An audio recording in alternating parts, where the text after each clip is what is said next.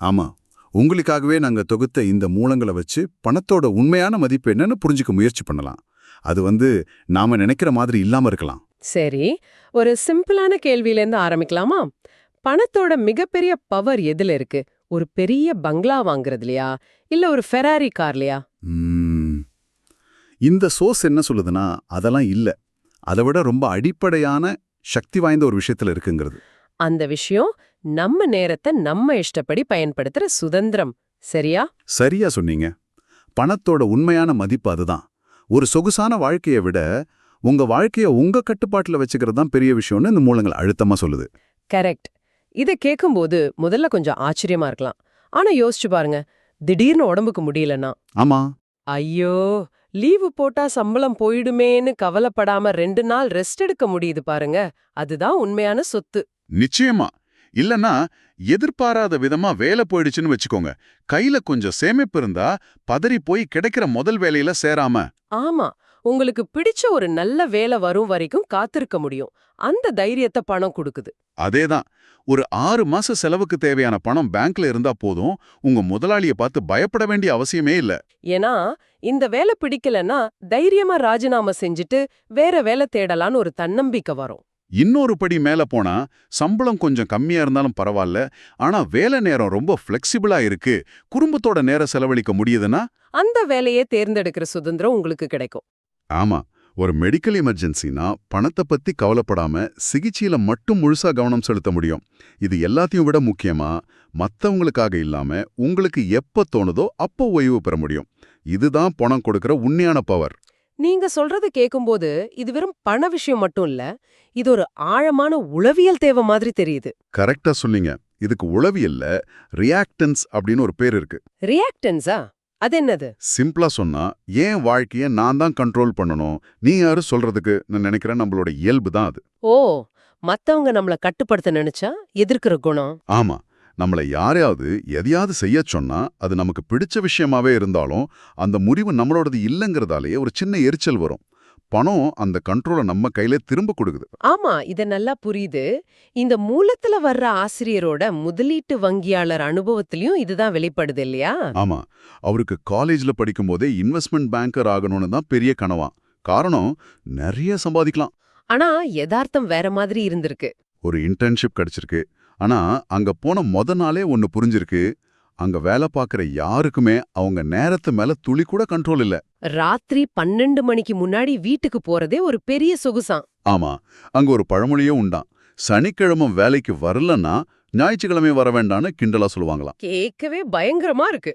வேலையோட தன்மை அவருக்கு பிடிச்சிருந்தாலும் நேரம் முழுக்க மத்தவங்க கட்டுப்பாட்டுல இருந்ததால அந்த வேலையே நரகமா தெரிஞ்சிருக்கு. அப்பதான் அவர் ஒரு முக்கியமான விஷயத்த கத்துக்கிட்டார். நீங்க விரும்பும் ஒரு வேலையை உங்களால் கட்டுப்படுத்த முடியாத ஒரு அட்டவணையில் செய்வது, நீங்கள் வெறுக்கும் ஒரு வேலையை செய்வது போலவே உணர வைக்கும். இது எவ்வளவு உண்மையான வார்த்தை பாருங்க.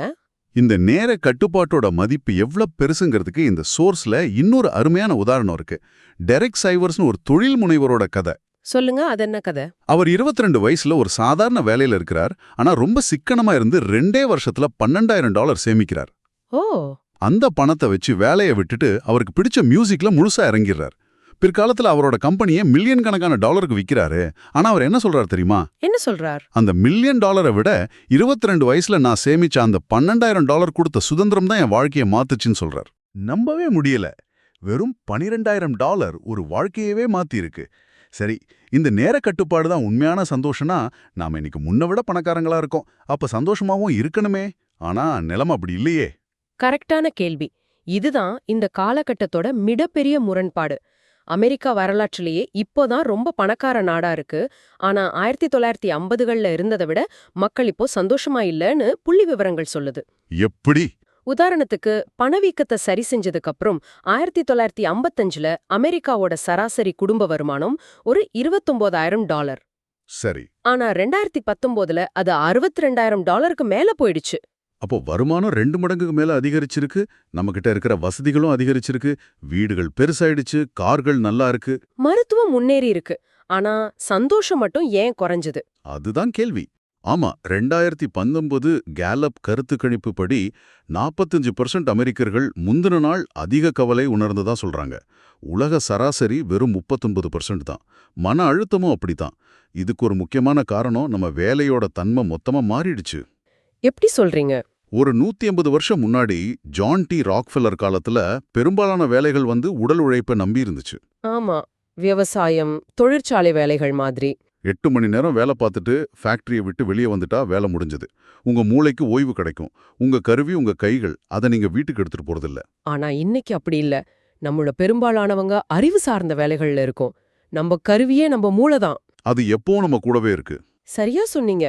இதனால என்ன ஆகுதுன்னா, நாம 24/7 வேலை செய்யற மாதிரியே உணர்றோம்.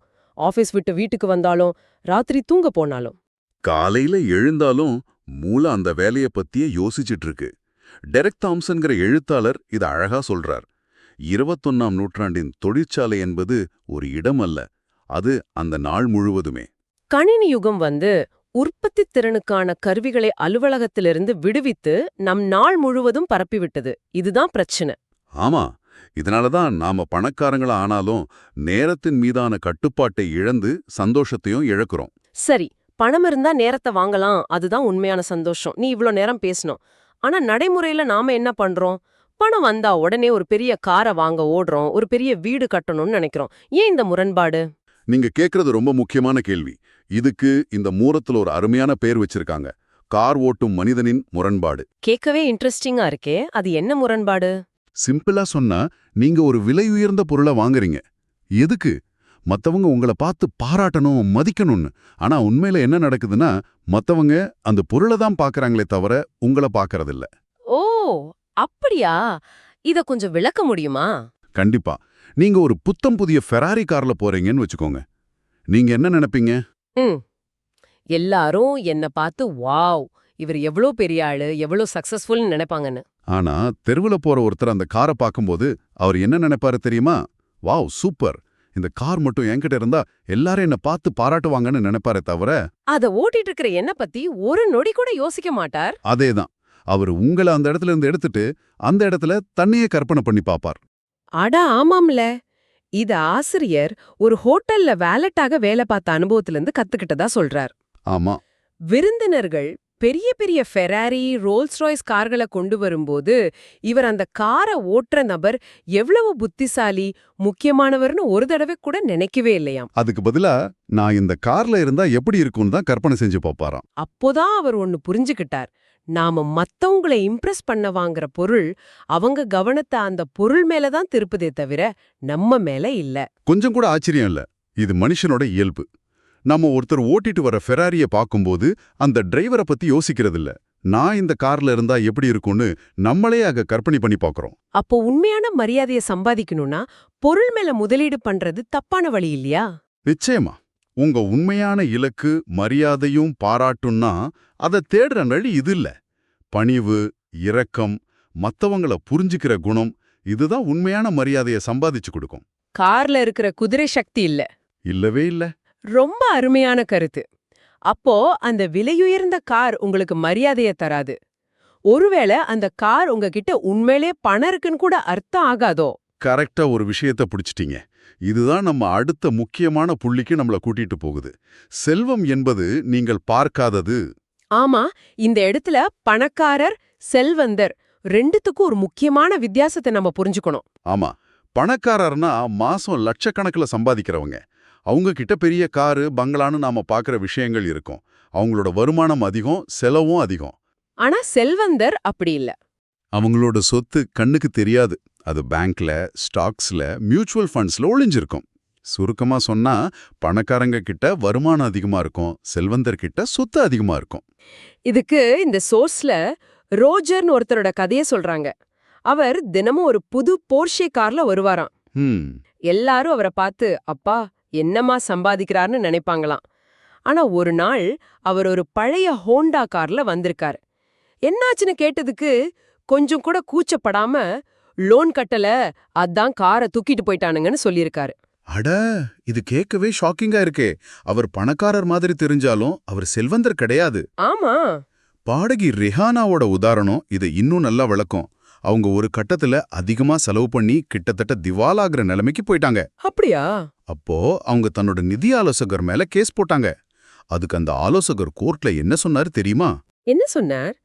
பொருட்களுக்காக பணத்தை செலவழித்தால் உங்களிடம் பொருட்கள் தான் இருக்கும், பணம் இருக்காது என்பதை நான் அவரிடம் சொல்ல வேண்டுமா? அப்படின்னு கேட்டார். கேட்க காமெடியா இருந்தாலும் இதுல ஒரு ஆழமான உண்மை இருக்கு. நான் மில்லியனர் ஆகணும்னு சொல்லும்போது உண்மையில நான் ஒரு $1,000,000 செலவு பண்ணணும்னு தான் நினைக்கிறோம். ஆமா, ஆனா அது மில்லியனரா இருக்கிறதுக்கு நேர் எதிரானது. செலவு பண்ணா நீங்க மில்லியனரா இருக்க முடியாது. உடற்பயிற்சிக்கும் இதுக்கு ஒரு நல்ல உதாரணம் சொல்றாங்க. ஆமா, நம்ம ஜிம்முக்கு போய் 1 மணி நேரம் கஷ்டப்பட்டு ஒர்க் அவுட் பண்றது தான் சம்பாதிக்கிறது மாதிரி. ஆனா வெளிய வந்து நான் இவ்வளவு கஷ்டப்பட்டேன்ல, அதனால ஒரு பெரிய பீட்சா சாப்பிடலான்னு சொல்றது தான் சம்பாதிச்ச பணத்தை செலவு பண்றது. கடைசில கணக்கு பார்த்தா 0 தான். செல்வந்தரா இருக்கிறதுங்கிறது அந்த பீட்சாவை வேணான்னு சொல்றது தான். அதுக்கு கொஞ்சம் சுயக்கட்டுப்பாடு வேணும். அந்த செலவழிக்காம சேமிக்கிற பணம் தான் உண்மையான செல்வம். சரியா சொன்னீங்க. ஆனா செல்வந்தரா இருக்கிறதுல இருக்கிற மிகப்பெரிய சவால் என்னன்னு தெரியுமா? அது நம்ம கண்ணுக்கு தெரியாது. உண்மைதான். நாம ஒரு பணக்காரரை பார்த்து அவரை மாதிரி கார் வாங்கலாம், வீடு கட்டலாம். ஆனா உண்மையான செல்வந்தர்களோட வெற்றி மறைக்கப்பட்டிருக்கு. அதனால அவங்க கிட்ட இந்த கத்துக்கிறது ரொம்ப கஷ்டம். ஆமாம்ல, ரொனால்ட் ரீடுன்னு ஒருத்தரை பத்தி இந்த சோர்ஸ்ல சொல்றாங்க. அவர் ஒரு சாதாரண காவலாளி, பெட்ரோல் பங்க்ல வேலை பார்த்தவர். ஓ, அவர் இறந்த பிறகுதான் தெரிய வந்துச்சு அவர் $8 மில்லியன் சொத்து சேர்த்திருக்கிறார்னு. நினைச்சு பாருங்க. அவர் உயிரோட இருந்த வரைக்கும் யாருமே அவரை ஒரு நிதி முன்மாதிரியா பார்க்கல. ஏன்னா அவரோட செல்வம் யாருக்கும் தெரியாது. அவர் ஒரு சாதாரண வாழ்க்கை தான் வாழ்ந்தாரு. நம்ம பார்க்க முடியாத ஒரு விஷயத்தை எப்படி பின்பற்றுவது? இதுதான் பெரிய சவால். நம்பவே முடியல. அப்போ நாம யார ரோல் மாடலா எடுத்துக்கிறது? கண்ணுக்கு தெரியறவங்க பணக்காரங்களா இருக்கிறாங்க, ஆனா செல்வந்தர்களா இல்ல. உண்மையான செல்வந்தர்கள் கண்ணுக்கே தெரிய மாட்டேங்கிறாங்க. இது ஒரு பெரிய குழப்பம் இல்லையா? ஆமா. சரி, இவ்ளோ விஷயங்கள் பேசியிருக்கோம். இதுல இருந்து நம்ம நேயர் எடுத்துட்டு போக வேண்டிய முக்கியமான செய்திகள் என்ன? 3 முக்கியமான விஷயங்களை ஞாபகம் வச்சுக்கலாம். 1, பணம் நமக்கு கொடுக்கிற மிகப்பெரிய பரிசு உங்க நேரத்தின் மீதான கட்டுப்பாடு தான். அந்த சுதந்திரம் தான் உண்மையான சொகுசு. 2வது, அந்த கார் ஓட்டும் மனிதனின் முரண்பாடு. மக்கள் உங்க பொருட்களை பார்க்கறதில்ல, அவங்க தங்கள அந்த பொருள் கூட வச்சு கற்பனை பண்ணி பார்க்கறாங்க. உண்மையான மரியாதை உங்க குணத்துக்கு தான் கிடைக்கும். 3வதா, உண்மையான செல்வம் கண்ணுக்கு தெரியாது. பணக்காரரா தெரியறதை விட அமைதியா செல்வந்தரா இருக்கிறதுல கவனம் செலுத்துங்க. செலவு பண்ண பணத்தை விட சேமிச்ச பணம் தான் உங்க பலம். அருமை. இந்த விவாதத்தை நிறைவு செய்யற மாதிரி ஒரு விஷயம் இருக்கா? கண்டிப்பா. கால் பில்மருங்கிற ஒரு ஆய்வாளர் 1000 வயதானவங்க கிட்ட அவங்க வாழ்க்கையோட பாடங்கள் பத்தி ஒரு ஆய்வு செஞ்சார். ஓகே. அதுல ஒருத்தர் கூட நான் நிறைய பணம் சம்பாதிச்சு எனக்கு பிடிச்சது எல்லாம் வாங்கினதுதான் சந்தோஷம்னு சொல்லல. ஒருத்தர் கூட என் பக்கத்து வீட்டுக்காரரை விட நான் பணக்காரனா இருந்ததுதான் என் வெற்றின்னு சொல்லல. அப்புறம் அவங்க எதை முக்கியமானதா சொன்னாங்க? எல்லோரும் சொன்னது இதுதான். நல்ல நண்பர்கள், ஒரு பெரிய நோக்கத்தோட ஒரு பகுதியா இருக்கிறது, குழந்தைங்களோட தரமான நேரத்தை செலவிடுறது. இதுதான் வாழ்க்கையோட இறுதியில முக்கியமானதா இருந்துச்சா? ஆமா, உங்க குழந்தைங்களுக்கு நீங்க கொடுக்கற காசை விட நீங்க அவங்க கூட இருக்கிறது தான் முக்கியம்னு சொன்னாங்க. ரொம்ப ஆழமான கருத்து. அப்போ நம்ம விவாதத்தோட ஆரம்பத்துக்கு மறுபடியும் வரோம். செல்வம் கண்ணுக்கு தெரியாதது, நம்ம மத்தவங்கள பார்த்து தான் கத்துக்கிறோம்னா, ஒரு முக்கியமான கேள்வியோட நம்ம நேயரை சிந்திக்க வைக்கலாம். சொல்லுங்க. உண்மையான செல்வந்தர்கள் நம்ம கண்ணுக்கு தெரியாம மறைஞ்சிருக்கும்போது நிதி ஞானத்துக்காக நாம யார பார்க்கறது? ஒருவேளை பின்பற்ற ஒரு முன்மாதிரிய வெளியில தேடுறது நம்ம இலக்கா இல்லாம இருக்கலாம். அதுக்கு பதிலா உண்மையிலே முக்கியமான கண்ணுக்கு தெரியாத விஷயங்கள்ல, அதாவது சேமிப்பு, முதலீடு, நேரத்தின் மீதான கட்டுப்பாடு, இதுலெல்லாம் கவனம் செலுத்துறதன் மூலமா அடுத்த தலைமுறைக்கு நீங்களே ஒரு சிறந்த ஆனா கண்ணுக்கு தெரியாத முன்மாதிரியா மாறலாம். அதுதான் உண்மையான இலக்கா இருக்க முடியுமோ? இத சிந்தித்து